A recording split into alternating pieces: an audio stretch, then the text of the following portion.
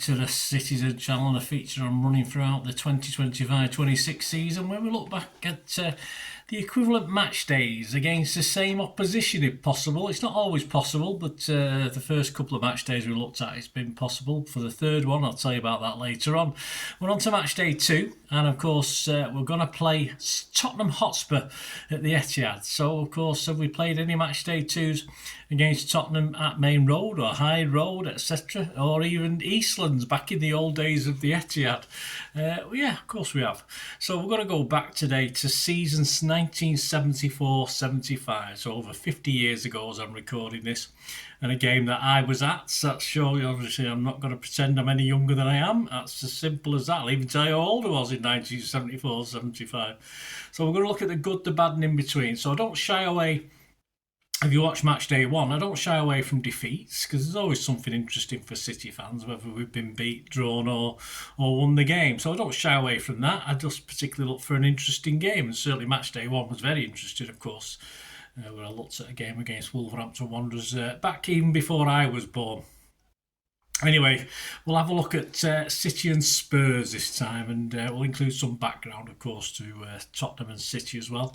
Look back on the previous season, 1973-74. Of course, it was my very first trip to Wembley. Ended in disappointment, unfortunately, but being at Old Trafford for that Dennis Law back heel was one highlight to sort of brighten the season, even though I wasn't in the ground when it actually happened. But I was there around. I was just behind the stand when it happened. But that's another story which I've relayed over the years. Anyway, we've had 3 managers over the course of last season, 73-74. And we finished 14th, of course, under our new manager, Tony Buck now. This is his first full season in charge. He's got himself a new assistant, Ian McFarlane. And as ever, amongst the fans, amongst Peter Swales, amongst everything to do with City, optimism was very high for the new season. Francis Lee and Dennis Law, although they were there for the Texaco Cup trophy or around at the club just before the season started, had both left. And yeah, the big addition was, of course, Asa Hartford. Between 200 and 250,000 he cost. He was described by Tony Buck as his first piece of gold. It was a big fan favourite, of course, he was, Asa Hartford. And he graced the front cover of the matchday programme for this game. City's match day 1 had also taken place on the Saturday previous. This was a Wednesday night game, the Spurs game, and it ended City 4, West Ham 0. There's an image there of King Colin in action against the Hammers, and poor Frank Lampard's the guy who's chasing up and left in his wake. So Frank Lampard Senior we'd have to call him, wouldn't we?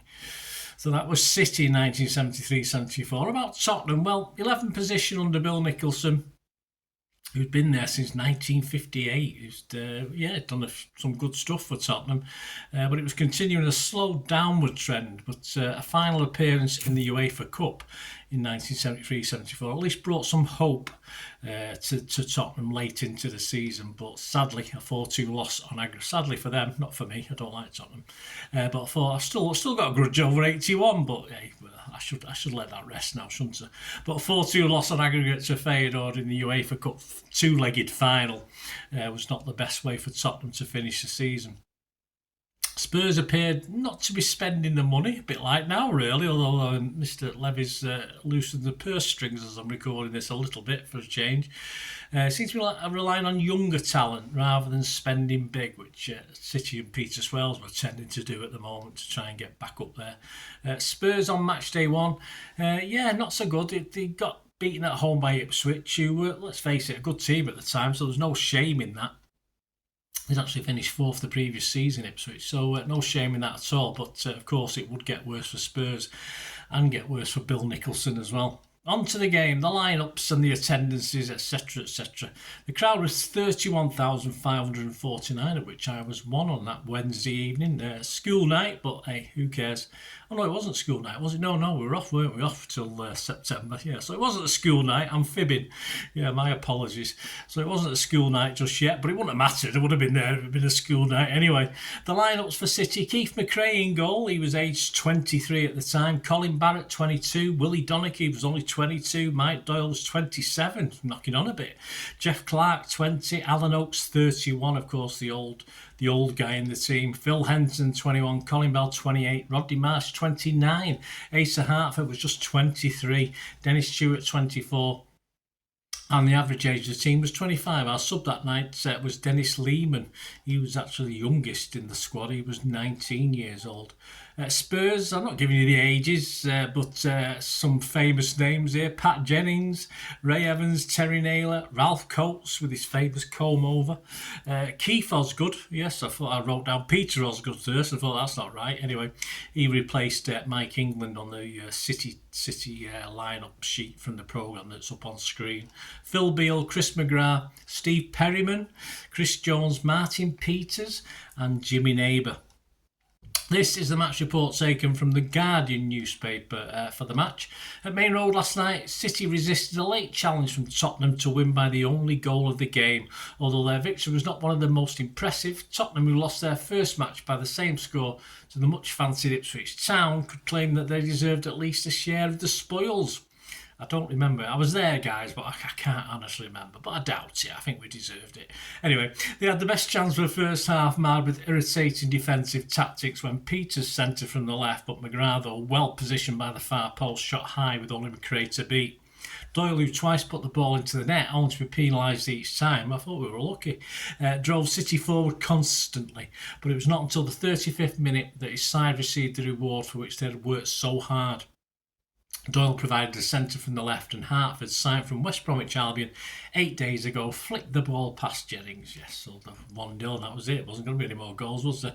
There's an image there of course, Asa celebrating the goal. It doesn't even look like Asa to me, that Asa Hartford that I know, but of course it's a younger version that I've become familiar with.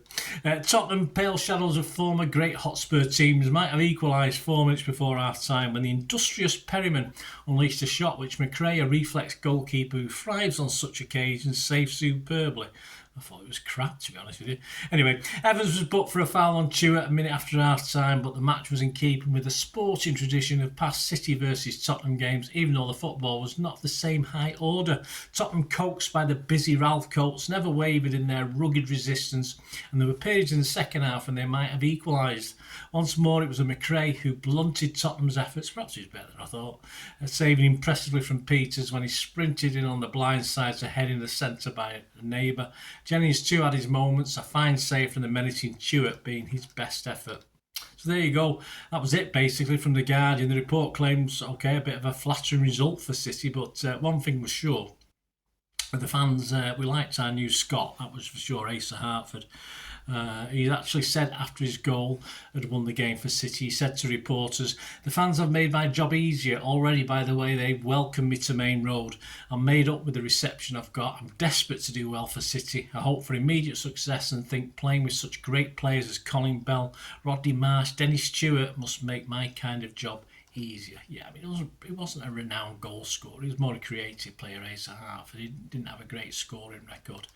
The aftermath, the rematch actually took place just 1 week later, the following Wednesday night, in front of just 20,079 at White Hart Lane. The fans were revolting, as ever.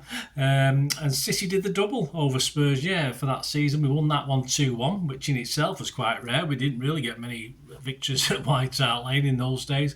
Bell and Booth scored for City, and Martin Peters got the Spurs goal.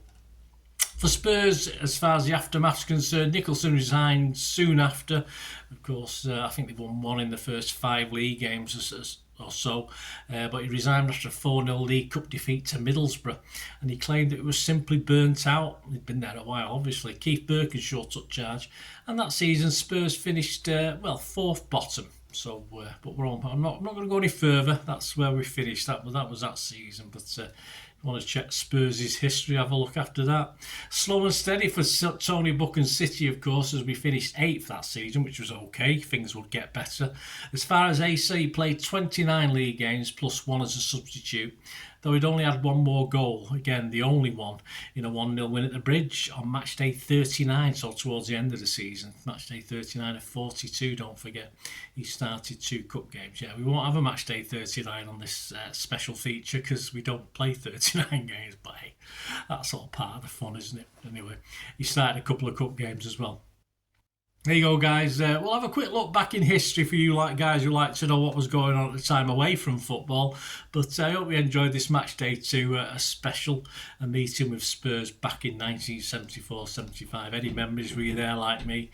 Let me know if you have any memories at all of it. Next time out, match day 3, a bit of football licence is going to be used for this one, because a trip to Brighton for City in season 2025-26, but we've had no corresponding trip to Brighton back through history, so we've never gone on a match day 3 over to Brighton, even the same date, or even in the same sort of period. You know, I would have even thrown a cup game into there, but I think there was a cup game around about the 56 game or something like that. But anyway, there was nothing for match day 3, so we'll cheat a little bit. What we'll do is pick up on a match day 3 against Brighton, but of Main Road in 1979. So a little bit of football licence I'll take with the next one we do, but it's just a bit of fun and a bit of information, a bit of entertainment, so join me for that one. Before we go, just a little out and about what was happening in the UK in August 1974. As I said, I was 15. I was 15 years old, so I was preparing to start my last year at high school, my 5th year we used to call it. Now we didn't have year 7, 8, 9s or stuff like that. We were 5th years, simple as that. So I was a week or 2 away after this Spurs game from starting my last year at Parswood High School. Away from that, Harold Wilson was our Prime Minister on August the 15th, so just around this time. The travel companies Horizon, I remember them, and Clarksons, they were very big as well, collapsed, leaving 100,000 Britons stranded abroad. I think they all got home eventually. On the 24th of August, the BBC One started airing a police drama. I think it was based in New York, fairly sure it was, about a lollipop sucking detective. Yes, do you know what it is? Who Loves Your Baby? Yeah, of course, it was Kojak, one of my favourite programmes at the time. The 3 Degrees and When Will I See You Again was top of the singles charts in that August. And as far as films are concerned, well, I'll always have a look at films, won't I? Of course I will. The Tower Inferno, brilliant film, was packing them in at the cinema. And not far behind, and I remember watching this a couple of times at the Scala or the Scala Cinema in Withington, anyone who knows that area of Manchester. Blazing Saddles was also packing them in, not far behind on the old box office behind Tower and Inferno. So there you go, guys. Hope you enjoyed this look at August 1974 or 1974, and this match day 2 and other stuff as well. Hope you enjoyed it. Please, if you like what I try and do on the channel, guys, and you're willing and wanting to support me and follow me on my various social medias, just keep watching and listening and find out how you can do that. Thanks, guys. Thanks for that, guys. Hope you enjoyed the feature anyway, and please, if you can, give us a thumbs up, give us a like, that'd be wonderful. And if you're not already a subscriber, it'd be great if you could subscribe. It's absolutely free. Also, check out all my social media links. They'll be in the description and comments below if you want to follow me on TikTok, Instagram, X, Facebook. We can chat on there and do all things City, of course. Also, if you're into film and TV, don't forget a lot of this channel is film and TV stuff. I love me film and TV like I do City. So if you're into that, have a look. Or if you know someone who might not be that bothered about the football but likes film and TV, give them a kick in my direction. I'll be very grateful. And special thanks as ever to supporters of the channel. Piat6505, they've got a little eBay shop selling film and TV memorabilia mainly, including books, magazines, posters, lots of posters, and they do have some City stuff as well that they've purloined off me over time, so there'll be a few bits and pieces, probably more going on as well. So have a look at Piat6505 on eBay. And yes, if you do go onto eBay, and if you're a member, we do have memberships, 99p a month. You get early access to all my vlogs, so as soon as I do them, you get them.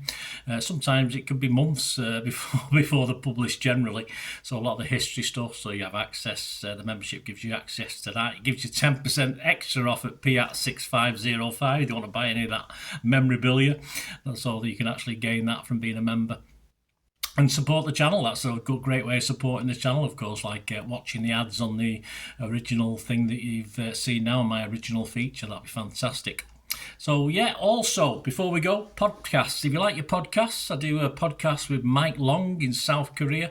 It's called Bolt from the Blue in our 8th season.